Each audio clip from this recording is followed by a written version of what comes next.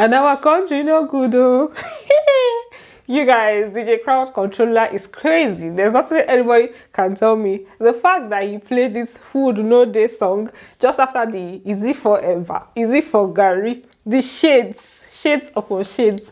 I loved it so much. So let's talk about the party. The party was lit, like lit raised to power 100 or 1000. So let's talk about the party, the things that happened after the party, like everything that happened last night. Let's gist. Welcome back to my channel, guys. If you are new here, please go subscribe, turn on your post notifications so that you can get notified each time I post a brand new video, and don't forget to give it a thumbs up. So I just want to start by asking, what exactly did they put in those people's drinks yesterday? Because the things I used my eyes to see yesterday, it was as if the housemates were experiencing the kind of highness that comes with happiness and honeyness, because everybody was just going crazy. There was a lot of joy, happiness going around, and then things were just happening in the background. Somebody said that it's Godons in disguise, and I'm not even going to blame the person, because what they were drinking yesterday definitely put them in some kind of mood. But Pepsi did a really good job. I just want to say shout out to Pepsi. The party was lit. The DJs were lit. The two DJs were like really lit. They did a very good job. So let's break down the events that unfolded at the party. The party was way better than the pool party. It was not like a couples fest. They had their couple moments, but they also had their individual moments where like people just danced and enjoyed themselves, which I think is really way better. It's almost as if Big Brother told them that if you do this thing that you did at that pool party, I'm gonna send all of you home. And then there was a time where it was as if they sprayed kissing spray in the air, because at that particular time kisses were just happening left, right, and center. Like almost everybody was kissing at the same time. Like, what's even going on here? What's happening? What's gendering these people to be doing this? You guys, the number of kisses that we have seen in this particular season is more than all the Big Brother joined together. If you add all the kisses, you know, reach, because it's a lot. Then Dotun and Daniela, they started off by, they were rocking, dancing in the party. I was like, okay, I'm observing you people. I'm trying to understand what's going on here. The next thing, like I think after like 20, 30 minutes, they now showed us outside in the garden. Two people were kissing. I was like, who are these people? When they were closer, only for me to see that it was Dotun and Daniela, I was like, ha! And the way he was kissing her, it was as if he wanted to swallow her. I don't even know, but like it was just like so much. And then Gidify was there, Rachel was there, they didn't mind. So I'm guessing that this is becoming more official. I don't mind whatever they want to do. They should do whatever kissing or whatever they want to do. But Daniela, if you come tomorrow and I see your tears, I'm gonna give you 10 strokes of the cane. I don't want to say that. At this point, I feel like she needs to own whatever it is that she's doing with her full chest. Although she was pretty high at the party, the people in this house, they need to learn to tone down their alcohol intake, especially the babes, because most of them when they drink, I don't even know where to center their head. They will just be doing anyhow. Then we also had Gidify and Rachel. They danced a lot, like different positions, they gave us different styles. They were dancing, they shall dance a lot together. There was even a time where it was almost as if they were kissing. I'm not completely sure of that. I saw somebody talking about it, but from the one I watched, they were backing the camera, so I'm not really sure, so I'll just leave it at that. Later on, they ended up sleeping on the same bed, and then even before they went to bed, Rachel was just saying plenty of things. I was like, okay, moving on. Then we had Doi and Chizzy. Chizzy was carrying, it was as if she was carrying Doi like egg almost throughout the party. Like they danced together a lot. There are different times where he carried her. There was a time where he was holding her in a particular kind of way. They were dancing. Doi she danced with a lot of people this night. She was also high. That drink. So after the party, during the party, Mr. and Mrs. Koi, they were having an issue, right? These were the people that they were just kissing, not long ago, and then the next minute they're having an issue. And they were the only ones that I feel like they did not really enjoy the party, because apparently something was getting Sheggz angry. And I was just saying that, Sheggz, it's like you don't like parties or something, because I don't understand how you decide to spoil this beautiful party. This was like their best party since they entered the house, the best DJs, everything. And then it's today, halfway into the party, you want to verse. You don't like beautiful things, Sheggz. So they carried the fight outside, and the first thing I heard from Sheggz when Kayode took us to the argument that they were having was Sheggz saying that I give you too much. I give you too much. I give you too much.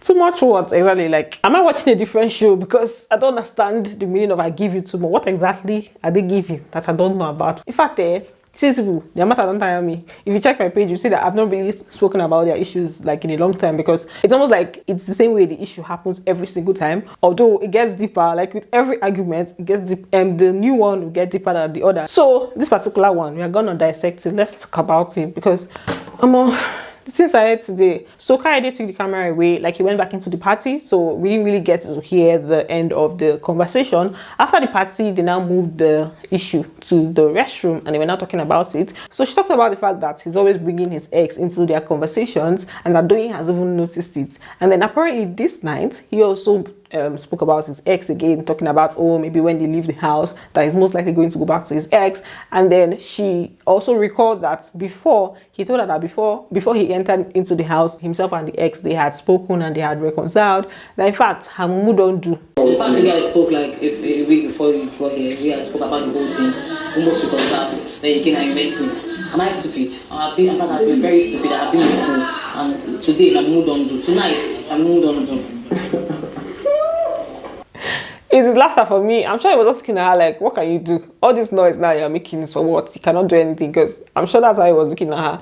Then he now asked her, okay, so now what do you want? What do you want to do? She now said that. You had already said that you want to break up. That in fact, let them even go through with the kind breakup. But it's not like she should not put it on him. Okay, so what do you want? You said you're breaking up with me, right? And you said that Stop putting it on me. You said that if you leave here, you're going to like go back to her. Stop it. I'll never be embarrassed like that. God forbid. Stop it. Then they now continued having this back and forth for a while. He was now trying to apologize to her. She was now saying that no, that every time we've been insulting her, that she has been calm all this while, that he has not even seen her stubborn side yet, that she has been calm, and listening to the way he has been insulting her since that, in fact, she's donest. You always say I'm stubborn, right? Just haven't even seen anything. You've not seen that side of me. I've been so calm. Baby, every time you're insulting me, like, why? I don't insult. Like, yeah, you always do that. You always do it. What's the problem?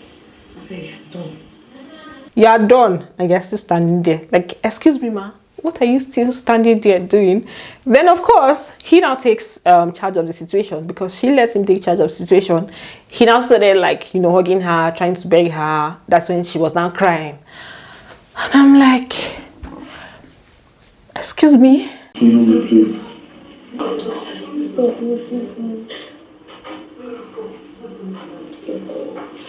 Hold me, baby, hold me. Baby, please, I'm begging you. Okay, please hold me. Chineke calling her jaw, because what is all that?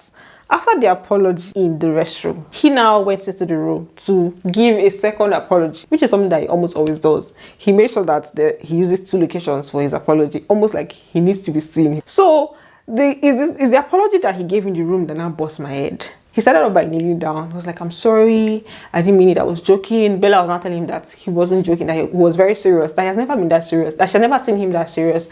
He was not saying that, that he was joking, that she asked stupid questions, so she deserves stupid answers. And the next is like, I love you. After saying, you ask stupid questions, you deserve stupid answers, and he's like, I love you.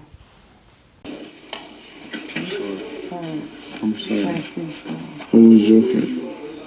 No. I was. I want to see you just say it. I was joking. Because you're too rude and you ask stupid questions. He deserves stupid answers. I love you.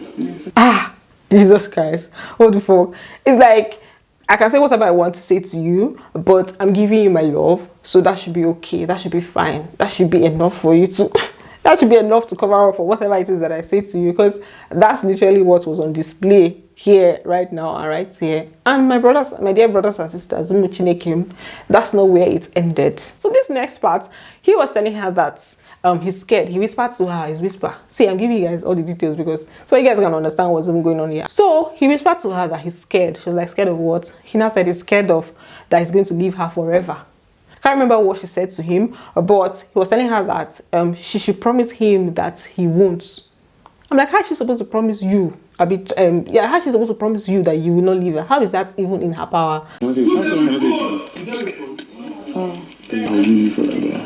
Please, no, promise me I won't. Oh, you guys, at this point, it's just funny. I just have to laugh. So she now gave a particular, like, she kept her face some type of way, like, what are you saying? That it's almost like it's very easy for you to just call off the relationship. And it was like he's joking, that he was joking with her. He now told her that, but that she was doing rubbish, that he sees her as his wife and that he would not like to see her in that position. I think he was talking about, maybe, I think someone walked and came up to her to dance at the party or something, because that's what I was able to kind of gather from the conversation. Babe, I don't mean it. Oh my god, I will never leave you in my life. You do rubbish. I hate the shit you did. You know what you did, and I hate it. I just feel like that's my wife. I don't even want to see you in that position. You know what's funny? The fact that his voice was now higher when he was apologizing and then putting the blame on her. It's like, I'm sorry, but this is how you behave. You're very like this, like that, like that. I don't know whether it's maybe the people that in the house that he wanted to hear what he was saying, or maybe he feels like when he whispers, we don't hear. And then when he says it out loud, like, okay, you guys need to hear that this is the situation of things, because, you know. Then it got to a point where she was now apologizing. He was saying that he doesn't want her family members to feel like he doesn't love her and everything. She was like, she knows that he loves her. She has never doubted it. I don't want her to think I'm fucked. I don't want her to think I don't love you. And I hear how you treat me when you're annoyed. I know you love me, like, I know. I will never doubt that. I have never doubted that. I'm sorry. I'm sorry. You guys, the main reason why I'm talking about this issue is because I feel like there are certain people, like, it's something to learn from. There are certain people that might be in this situation. This is obviously a toxic situation. Let's assume that they're acting a drama, or this is basically just an act from Sheggz. But like, some people are in this kind of situation. So if you are in it, please, it's toxic. This is not love.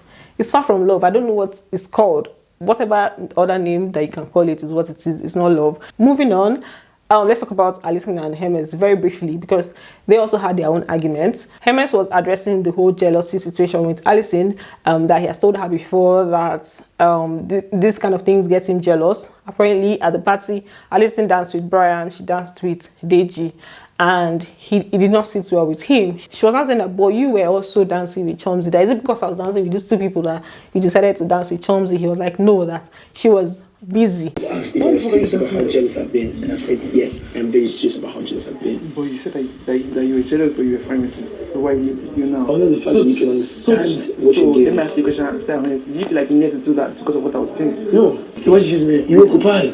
That's how they continued to chat. This was the main thing that caused their issue. And I was like, people's own self, people are not even gonna stress me, because what on earth is going on here? Hermysn, you literally have two babes, and you told Alison that you cannot leave those babes, that whatever she wants to do with her feelings, or however she wants to come into your life, she should accept all of you. And then you're getting angry about her, or you're getting jealous with her dancing with two people. Like, I want to believe that Alison knows that there's nothing that's going to come out of this. That's the only reason why I'm not even going like deep into it. I just want to believe that she knows that after here, nothing again. So what else even happened? The remaining ladies were high. Daniela was high. In fact, they were just high. They were helping them change their clothes and everything. And yeah, that's it for this video. Thanks for watching, and don't forget to give it a thumbs up, and I'm going to see you on the next one. Bye. Love you.